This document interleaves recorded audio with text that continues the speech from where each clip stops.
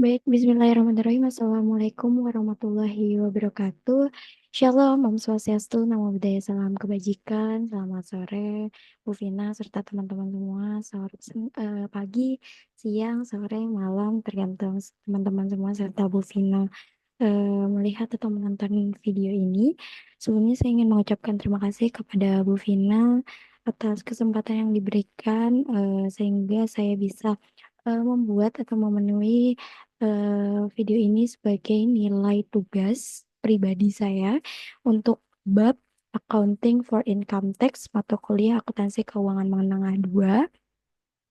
Untuk kesempatan kali ini saya akan membahas mengenai Accounting for Income Tax. Sebenarnya perkenalkan Ibu, saya Maudina Tika Trivani, mahasiswa reguler sore dengan NIM 2023-123-1003. Izin memperkenalkan singkat juga sesuai yang sudah saya sebutkan tadi, saya Maulidina Artika Trivani dengan NIM 2023-123-1003, membuat video ini untuk memenuhi nilai tugas video mata kuliah akuntansi keuangan menengah 2 dengan dosen Ibu Lediana Sufina. Jadi apa sih eh, accounting for income tax itu? Accounting for income tax itu yaitu pencatatan antara IFRS dengan regulasi perpajakan itu berbeda gitu. Jadi kadang perusahaan membuat laporan keuangan eh, berbeda antara peraturan yang perusahaan atau IFRS buat dengan regulasi perpajakan. Jadi kalau misalkan contohnya piutang.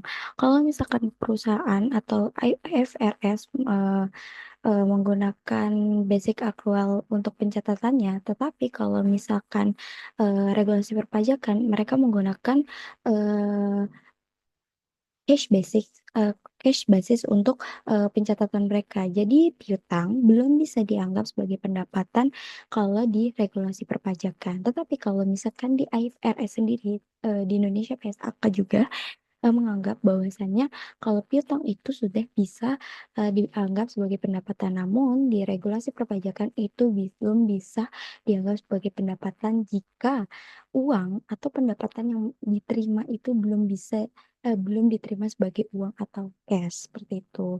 Nah, ini sesuai yang sudah disebutkan tadi, basis kerangkanya ada IFRS. Kalau misalkan dunia menggunakannya, umumnya menggunakan IFRS, tapi kalau di Indonesia sendiri menggunakan PSAK dan juga untuk regulasi perpajakan. Dan juga bentuk pelaporannya kalau IFRS berupa laporan keuangan, kalau misalkan perpajakan ada SPT pajak. Lalu pengguna IFRS itu laporan keuangan itu ada investor, kreditur, dan pihak-pihak lainnya. Lalu kalau di perpajakan sendiri ada otoritas pajak. Lalu basis pajaknya sebelum dipotong pajak kalau misalkan IFRS itu pre-tax financial income, sedangkan kalau di regulasi perpajakan ada taxable income. Lalu pengakuan pajaknya kalau misalkan sudah sama-sama disepakati kalau misalkan IFRS sebagai income tax expense, sedangkan kalau regulasi perpajakan ada income tax payable seperti itu. Next, nah ini ada perbedaan pencatatan kerangka. Ada dua, yaitu ada pencatatan temporer dan juga permanen. Jadi, kalau pencatatan temporer, yaitu perbedaan temporer merupakan penghasilan dan beban yang diakui menurut akuntansi dan fiskal, namun dalam kurun waktu yang berbeda. Jadi, kalau pencatatan temporer itu antara pencatatan akuntansi, IFRS, dan juga fiskal itu sama-sama mereka mengakui gitu. Jadi hanya saja rentan waktunya yang mungkin kurun waktunya ya yang ditolak. Misalkan eh, perusahaan yang tadi sudah saya jelaskan sudah mengakui pendapat piutang sebagai pendapatan, namun karena setelah direkonsiliasi fiskal ternyata piutang itu tuh nanti jatuh tempanya masih tahun depan. Nah, itu nanti harus dimasukkan ke dalam deferred tax aset terlebih dahulu. Jadi pencatatannya itu ditunda seperti itu. Namun temporer ini sama-sama keduanya setelah dilakukan rekonsiliasi fiskal dan juga pencatatan keuangan, mereka sama-sama mengakui pendapatan, hanya saja kurun waktunya yang berbeda. Jadi mungkin pembayaran pajaknya hanya ditunda atau mungkin pada tahun itu namun jumlahnya lebih banyak tuh. Lalu, yang kedua ada pencatatan permanen. Nah, kalau pencatatan permanen ini adalah penghasilan dan beban yang diakui menurut akuntansi, tetapi tidak diakui secara fiskal, begitupun sebaliknya. Jadi, tapi kebanyakan eh, pencatatan akuntansi eh, ditolaknya sih berdasarkan rekonsiliasi fiskal ya. Kalau misalkan pencatatan akuntansi nih, mereka misalkan ada contohnya sih ya, eh, itu beban kalau misalkan mereka melakukan kesalahan, terus mereka harus bayar eh, kesalahan itu gitu. Nah, kalau misalkan dalam menurut akuntansi itu bisa dilakukan dibebankan gitu. Tetapi kalau misalkan secara fiskal itu tidak boleh menjadi beban kalau mereka membayar sebuah kesalahan gitu. Jadi temporer itu dua-duanya sama-sama mengakui ya teman-teman. Tapi kalau permanen ada yang mengakui, ada yang tidak seperti itu. Dan harus dikeluarkan atau tidak diakui sebagai beban. Seperti itu. Next, lalu tadi itu ada pencatatan temporer. Pencatatan temporer. Nah, pencatatan temporer ini juga dibagi menjadi dua. Ada deferred tax asset dan juga deferred tax liability. Nah, deferred tax asset adalah jumlah pajak yang penghasilannya terpulihkan untuk periode mendatang sebagai akibat dari adanya sisa kerugian yang belum dikompensasikan dan adanya perbedaan temporer yang boleh dikurangkan.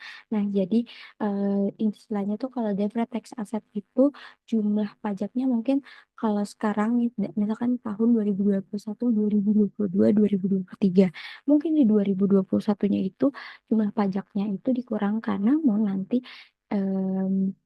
di tahun 2023 saat jatuh tempo, pembayarannya akan dilakukan pada saat itu. Jadi istilahnya deferred tax asset ini pembayarannya di masa sekarang itu lebih sedikit, tapi nanti di masa mendatang pembayarannya akan jauh lebih banyak. Tuh. Jumlahnya sama, hanya saja di tahun ininya mereka membayar agak lebih ringan, tapi tahun depannya akan dibayarkan sesuai jumlah pajak yang sudah jatuh tempo. Nah, kalau deferred tax liability adalah jumlah pajak penghasilan yang belum dibayarkan perusahaan di tahun berjalan meski jatuh tempo di periode yang sama. Nah, kalau deferred tax liability ini intinya mereka di tahun atau di saat ini membayar pajak lebih banyak, tapi nanti di masa yang akan datang em, jumlah pembayaran pajaknya agak lebih sedikit. Jadi dibebankannya itu di tahun sekarang. Seperti itu. Lalu di sini saya juga menyediakan contoh kasusnya.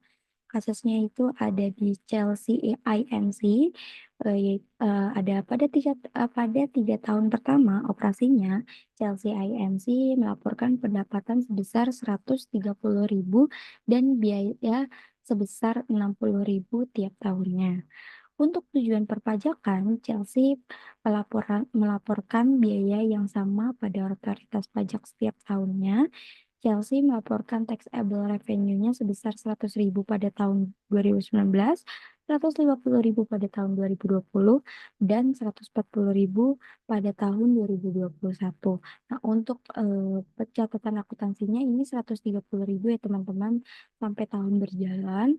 Lalu beban biayanya juga sama 60.000 pada tahun berjalan. Ini pada tahun 2019, 2020 sampai dengan tahun 2021.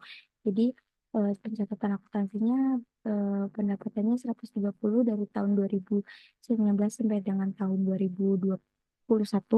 Lalu bebannya juga sama dari tahun 2019 sampai dengan tahun 2021. Nah, untuk pencatatan pelaporan pajaknya, Chelsea melaporkan taxable revenue-nya itu sedikit berbeda, 100.000 di tahun 2019, 150 di tahun 2020, dan juga 140.000 di tahun 2021.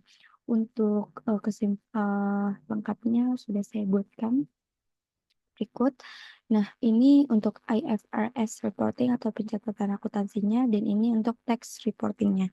Yang sudah sesuai saya sampaikan di slide sebelumnya, bahwasanya di tahun 2019, 2020, 2021, untuk pencatatan akuntansinya pendapatannya sama ya, 130, dan juga bebannya sama 60.000 semuanya. Dijumlahkan selama 3 tahun berjalan, jumlahnya itu 390.000, untuk bebannya ada 180.000. Nah, untuk pre-tax income, financial income-nya itu ada di 70.000 semua. Dan untuk jumlah tax rate-nya itu ada 40%. Jadi setelah semuanya dijumlahkan dari 70.000, income tax expense-nya itu berdasarkan pencatatan akuntansi itu 28.000 selama 3 tahun. Lalu jika dijumlahkan selama 3 tahun ada 84.000. Lalu berdasarkan tax reporting, tadi penghasilannya ada 100.000, 150.000, dan juga 140.000. Nah, itu untuk tax expense semuanya sama 60.000.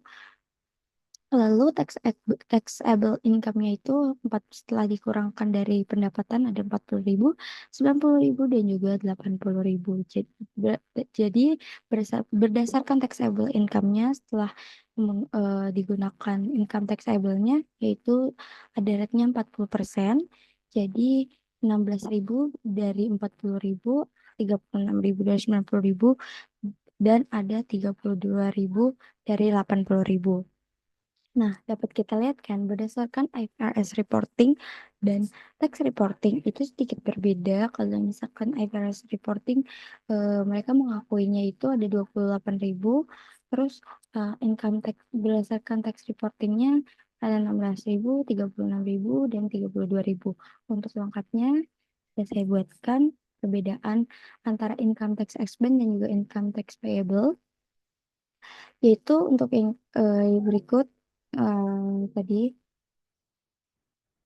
gabungannya 28.000, 2019, 2020, 28.000 sama 2021, 28.000 sama. Nah, ini untuk income tax payable-nya 16.000, 36.000, 32.000.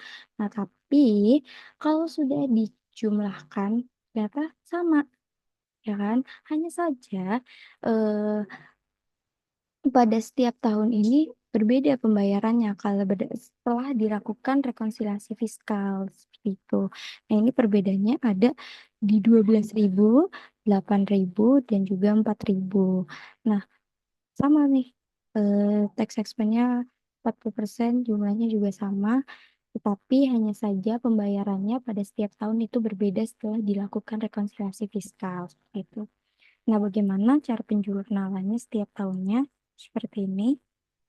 Nah, di tahun 2019 tadi kan eh, income tax expense-nya itu ternyata benar ada di 28.000. Nah, jadi jurnalnya income tax expense 28.000, income tax payable 16.000, dan deferred tax liability-nya 12.000. Lalu di tahun 2020 ternyata pembayarannya ini agak sedikit lebih banyak. Jadi income tax expense 28.000, deferred tax liability-nya jadi di debit sebesar 8.000, dan income tax payable-nya 36.000. Lalu di tahun 2021 income tax expense-nya 28.000, deferred tax exception liability-nya 4.000, dan income tax payable 32.000. Seperti itu. Nah, lanjut ke materi selanjutnya yaitu ada loss carrybacks and loss carry forward. Nah, ini nih apa sih gitu? Loss carrybacks and loss carry forward adalah kerugian yang dialami oleh perusahaan dapat menjadi pemotong beban pajak penghasilan terutang ketika perusahaan mengalami keuntungan. Jadi, loss carrybacks itu misalkan tadi deh di tahun 2019, 2020, dan juga tahun 2021 kita ambil kasusnya. Kalau di tahun 2000 eh, mereka mengalami kerugian di tahun 2020 nih, karena kan COVID misalkan. Di tahun 2020 mereka mengalami eh, kerugian. Nah, loss carrybacks ini tujuannya eh, mereka pemotongan pajak gitu. Dari jumlahnya berapa sih dari kalau loss carryback kalau berdasarkan peraturan IFRS itu hanya boleh 2 tahun kalau loss carryback. Jadi kalau misalkan tahun 2020 mereka mengalami kerugian, maka tahun 2019, 2018 mereka boleh tuh potongan pajak. Jadi dikembalikan pajak yang sudah mereka bayarkan. Nah, untuk loss carry forward, berdasarkan jumlah eh, kerugian mereka, itu pemotongan pajaknya bisa dilakukan sampai dengan 20 tahun ke depan. Nah, jadi tahun 2020 mereka mengalami eh, kerugian, maka pajak yang mereka tanggung itu bisa sampai 20 tahun. Jadi kalau 2020 mereka mengalami kerugian, mereka bisa membebankan pajaknya itu sampai dengan tahun 2040 seperti itu.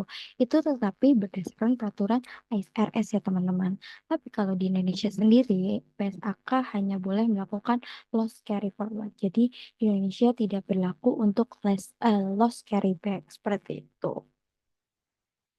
Baik, terima kasih untuk materi accounting for income tax yang sudah saya sampaikan. Semoga apa yang sudah saya sampaikan tadi dapat bermanfaat untuk teman-teman semua. Saya juga ingin mengucapkan terima kasih untuk Bu Vina atas kesempatan yang sudah diberikan.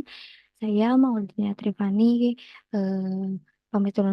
pamit undur diri. Terima kasih atas kesempatan yang diberikan. Mohon maaf jika terdapat kekurangan atau salah kata atas penyampaian materi yang sudah saya sampaikan. Wabillahi taufiq wal hidayah. Wassalamualaikum warahmatullahi wabarakatuh. Terima kasih Bu Vina serta teman-teman semua.